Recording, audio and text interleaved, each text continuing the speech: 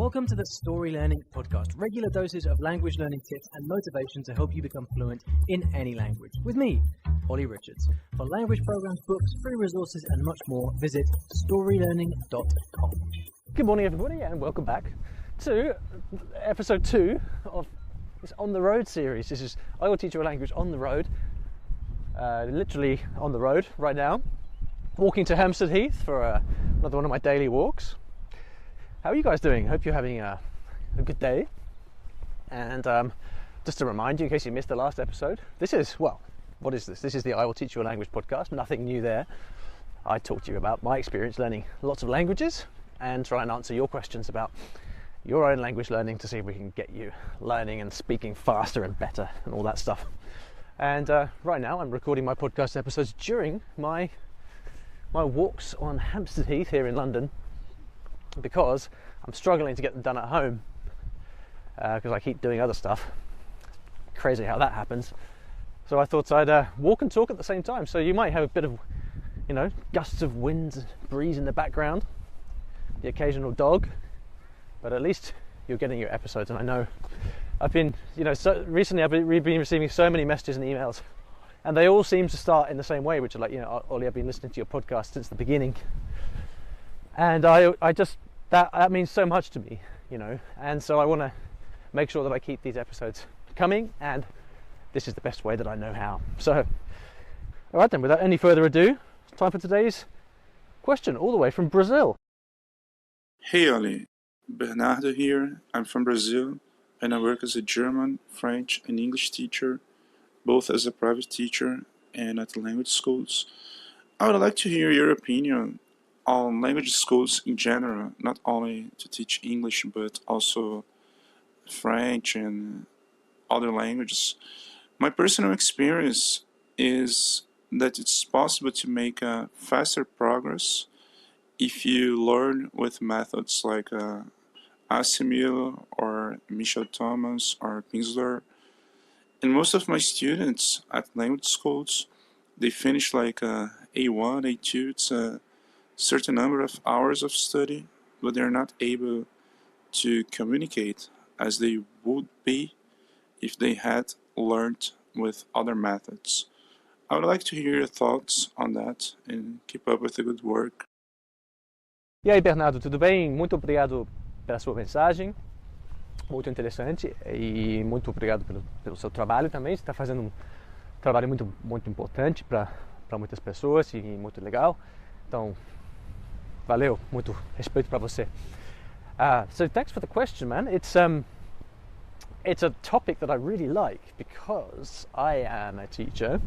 I taught for many years, and this question of what you're basically asking is, are language schools worth it? Are they better than studying by yourself?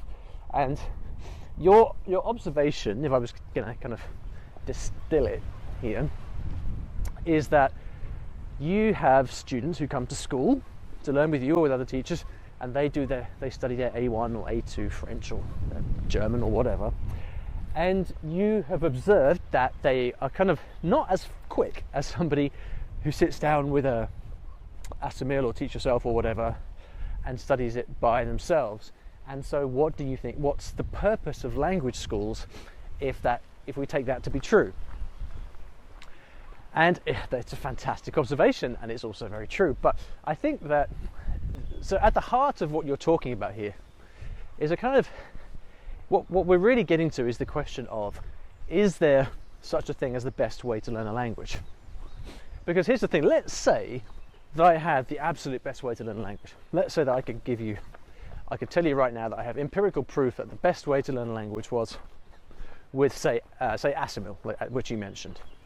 Which I don't personally enjoy Asimil very much, but lots of people do. So, that's kind of the point, isn't it? Like, everybody likes different things. But anyway, let's say that we could empirically prove through studies that there was a most efficient way of learning a language. Now, let's say that you take that method of learning a language and then you line up 100 people and you say, right, all of you guys are going to learn a language with this method, and then we'll watch the results. Obviously what will happen is not everybody gets the same results. Kind of obvious, right?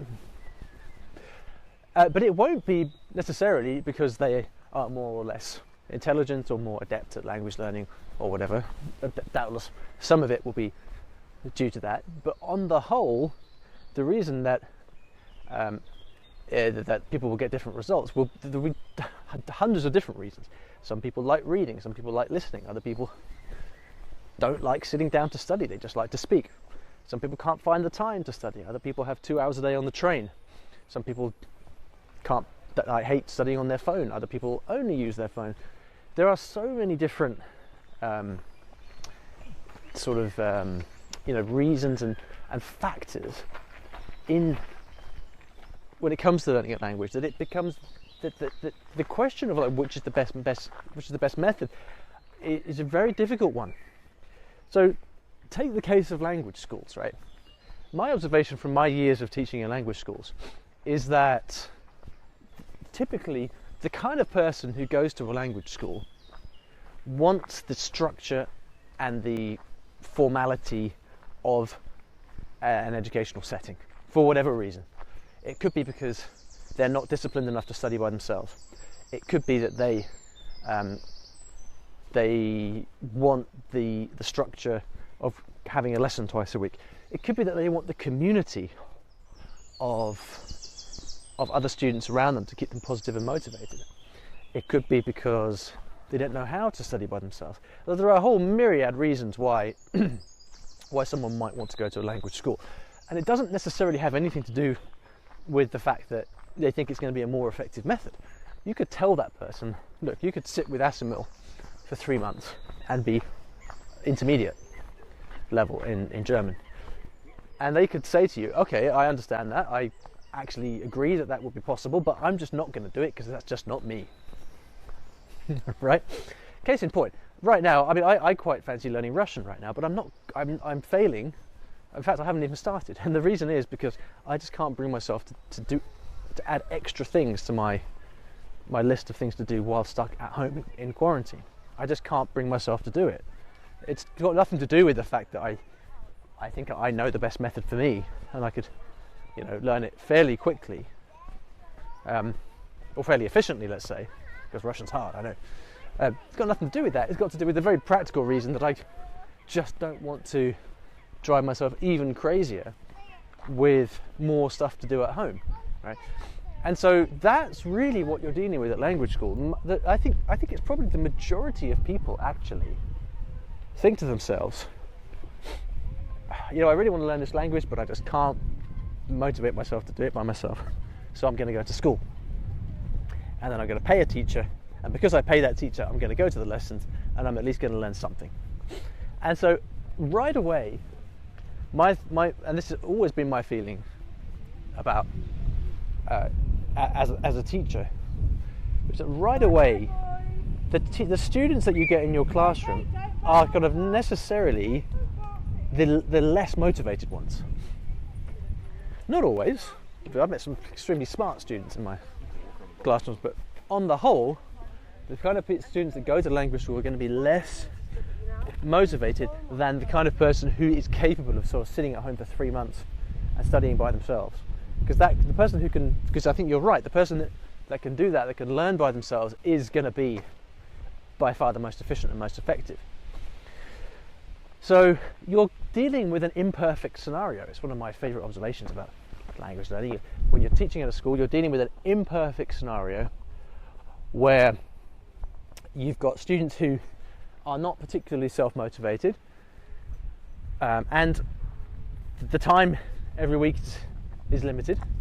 But of course the other thing is that as you know, Bernardo, as a polyglot yourself, you know that languages are not really learned in the classroom, they're learned at home, right? So the fact that you're there teaching them doesn't mean that they're going to learn. They can get input, but is that input converting to intake?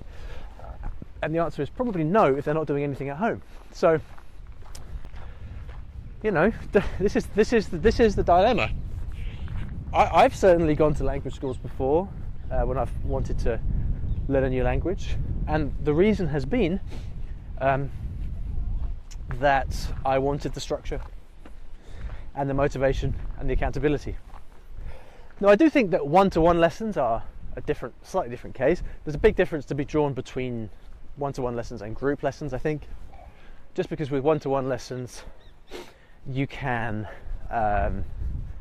give immediate feedback to the student, and they can be getting, that is really the ideal scenario, I think, one-to-one lessons. But again, even in one-to-one lessons, students not really getting as much input as they would if they were learning through more traditional self-study type methods, So I think it's a mistake to kind of weigh up language schools against self-study, because you're comparing apples with pears, or bananas with oranges, or you're from Brazil, right? Comparing I don't know, feijoada with muqueca. Just not the same thing, we're just more delicious. Feijoada, muqueca, depends, right? They're kind of different things. And would you rather have homemade feijoada, or would you rather buy it in a paper kilo store? Well, homemade is probably better, right? But if you're not going to make it yourself, then you may as well settle for the stuff you buy in the paper kilo store. So all these things we've got to take into account when weighing up the different scenarios. And ultimately, I think for most people, it's the method that you actually use is preferable to the genius method that you never get started on, which is my current predicament with my with my ambitions to learn Russian. So there we go. Thank you very much for your question, Bernardo. Muito obrigado. Se cuida aí. And that's it. What else? Yes, questions. If you'd like to ask me a question, please go to iwillteachyoulanguage.com/ask and ask away. It's a good time to ask me questions because I'm answering them. So, and I'm recording podcasts as well, which always helps for answering questions. So there we go, iwillteachyoulanguage.com/ask, and I'll see you back for my next On the Road episode. Take good care. Thanks for listening to today's episode. And here at Story Learning, everything that I do is powered by stories, whether that's writing books, teaching lessons, crafting courses. My mission is to help everyone succeed at learning a new language through the power of story. And we now have comprehensive language courses in over 15 languages, from Spanish to French, Korean to Japanese, and across all levels from beginner to mastery. And you can take a 7-day free trial of any of these programs by visiting storylearning.com/courses. I've poured my heart and soul into creating these courses over the last 10 or so years, and we've helped tens of thousands of new students achieve their dreams of learning a new language, all through the power of story. So go ahead and take a free trial. There's no commitment. You can try out our method for free, see if this can also be the breakthrough for you that it's been for so many other people. storylearning.com/courses.